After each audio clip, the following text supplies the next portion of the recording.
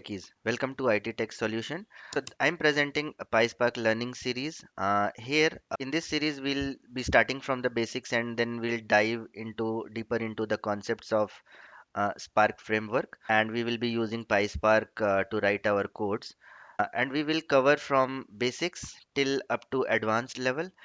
We will see all the techniques and the different APIs and the different functions that we can use in PySpark to process our data.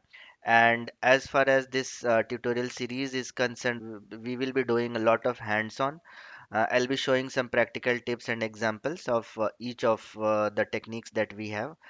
And I hope it will be very useful for all of you and it will be a good learning experience. So let's start with what exactly PySpark or Apache Spark is. So before Apache Spark, there was a framework called as Hadoop. Okay, so big data processing started basically with Hadoop, and then it got improved. Few changes were done on top of Hadoop, and then Spark was developed. So Spark is basically an open source framework which is based on master and slave architecture. So here we have distributed system, distributed nodes which do all the processing. Since you know this big data is so huge data sets that we have to process, it can't be done over a single machine. So this entire concept of different nodes and multiple nodes and then different computing machines is used to divide the data into small blocks and then it is processed. So that is what Apache Spark is. And PySpark is the Python API for writing the Spark program. So it allows the users to write Spark application using Python interface. So PySpark is again an open source and it has its own APIs, list set of APIs which a developer can use. Apache Spark is using few components of Hadoop, like for example HDFS. So that is why we commonly say as Spark is built on top of Hadoop. Hadoop is the basic foundation of Spark. And again, the Spark is also a distributed computing system. As I explained, it divides the data into different nodes and then processes it. So that is why it is much more faster than the conventional Hadoop MapReduce framework. It is much more faster and much more efficient. How it is efficient, I'll do a comparison and show what exactly Hadoop does and or MapReduce does and how it is optimized in Spark. So Spark was developed to address the limitations of MapReduce. As I said, MapReduce has its own limitations, and how does Spark overcome that limitation? We'll see in that comparison. Okay, and MapReduce was the foundation of the Hadoop distributed computing system, as I explained. So let's see what exactly is MapReduce, because to understand the limitation of Hadoop framework, we need to understand what exactly MapReduce is.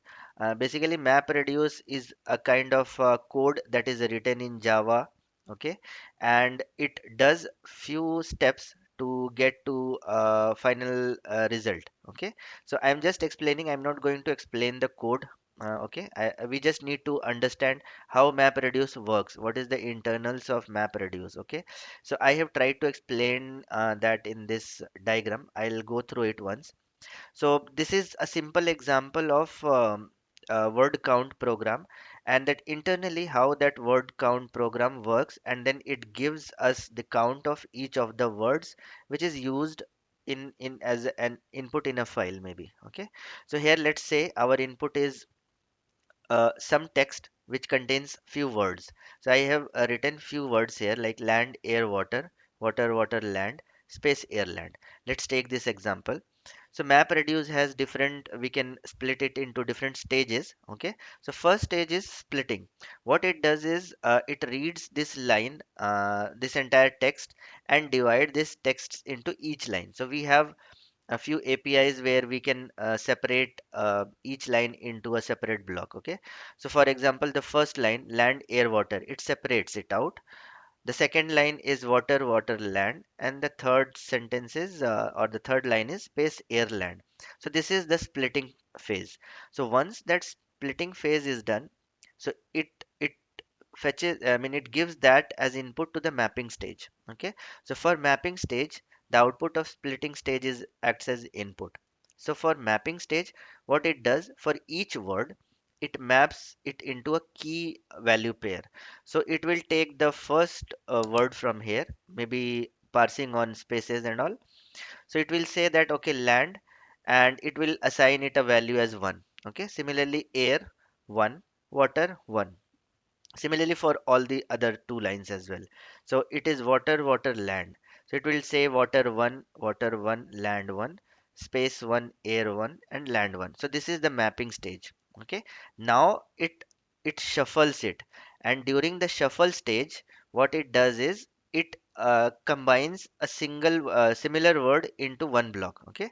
So for example, it takes as land, it prepares a list, you can say, and then land, it counts how many times it has, how many times it comes. Okay, so land in this block, it comes once, so it will note it down as 1, comma, again land is present in here as well, so 1 again, and third also is present in this, so all this gets combined. So land, the value will be 1 1 1. Okay, similarly for water, it will again search for all the search all the mapping blocks, and there it finds okay, water is present in first block, it is present in second block, but it is not present in the third block.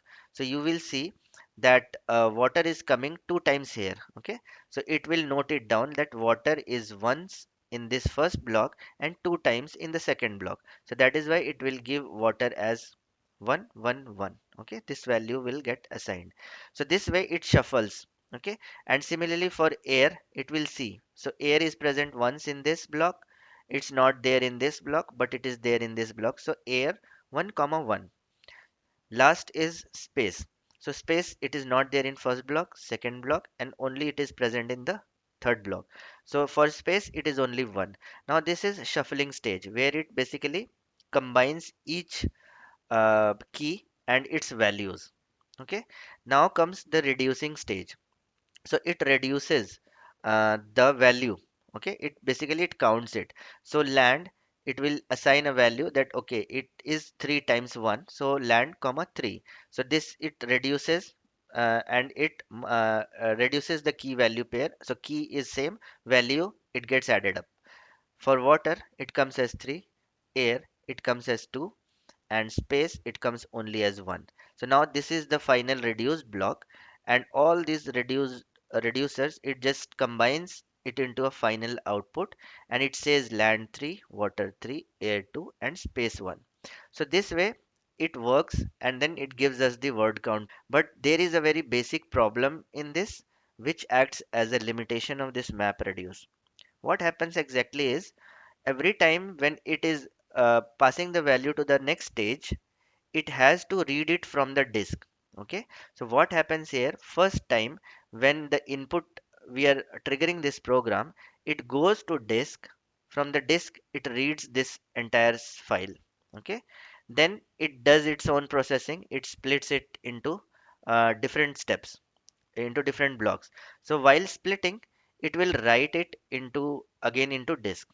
Okay, now when again the mapping stage runs, it will again go to the disk, it will read the data from disk and then take it as input and does its own processing, and then again writes back to the disk.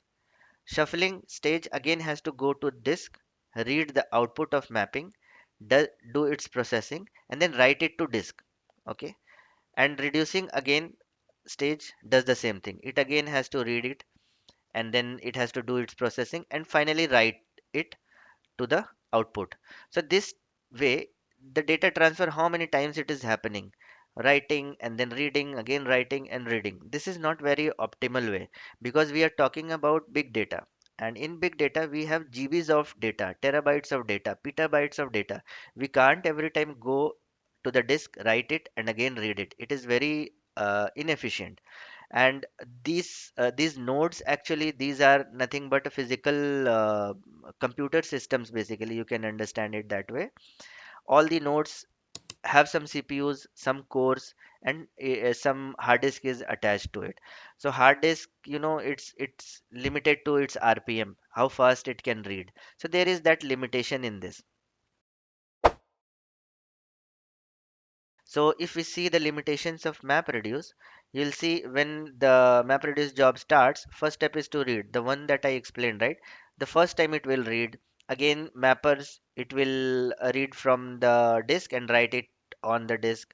Then shuffle stage starts. It will read from the disk, write in output in the disk. Similarly, the reduce the final steps, again it will read from the disk and finally write it to the disk into HDFS. Okay. So if we count this one simple word count program, it does total of 6 times read and write combined. Okay, so it will hit the hard disk 6 times, 3 times to read and 3 times to write. And maximum or roughly, if we take the disk RPM as 7200 RPM. So this is very slow when it comes to reading petabytes of and writing petabytes of data. So this is the whole. This was actually the whole limitation of MapReduce of the Hadoop system. So that is where this Spark came into picture, where it gets reduced to very less. I will tell you how Spark works internally. So in Spark we have some basically two types of processing. In MapReduce you saw like how many types of processing are. I mean, different stages are there, right?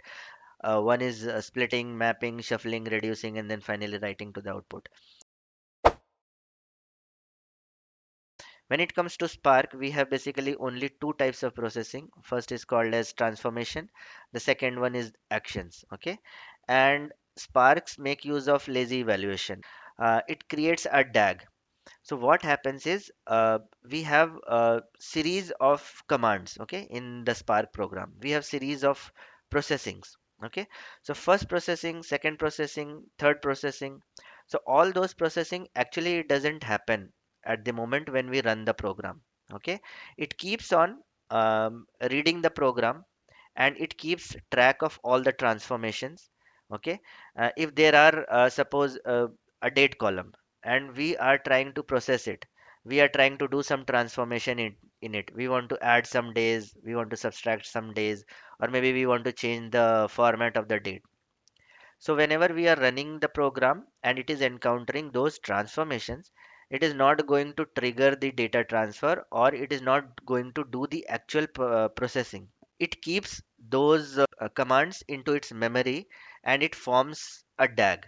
And DAG is nothing but it is called as directed acyclic graph. So it is actually, you can say, it prepares a plan of execution. It doesn't actually execute those process. It just keeps a record of all those transformations which it has to do, but it doesn't start that processing right away. So it keeps those commands in memory, creates a graph, creates a sequence of the commands, and then it performs those transformations only when we receive an action. So at the end, uh, there is action. Based on that action only, it will trigger then all the processing. Until it encounters an action, it is not going to read anything from the disk. It just creates a DAG, keep it in memory. And what exactly are transformations and actions on code level, we will see when we start doing the hands-on. But just remember for now that Spark follows lazy evaluation. It doesn't do any processing until it encounters an action, and only when action is encountered, the actual data transfer happens, or it will go to the disk and read it.